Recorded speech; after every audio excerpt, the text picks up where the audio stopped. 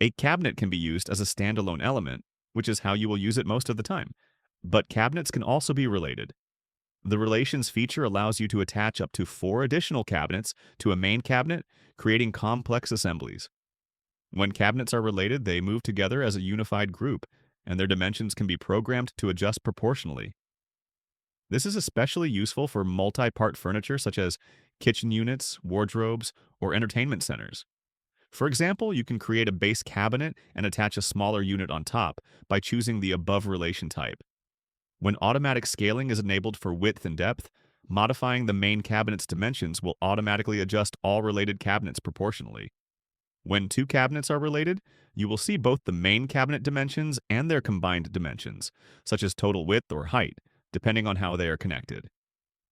The offset control for each relation lets you create gaps or overlaps.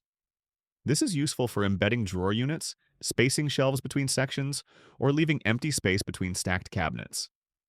Once created, complex cabinet assemblies can be saved as templates for future use. By clicking Export Cabinet, the entire definition is saved as a JSON file. This file can be reused in other projects, shared with colleagues, or imported into any EasyForm Studio installation.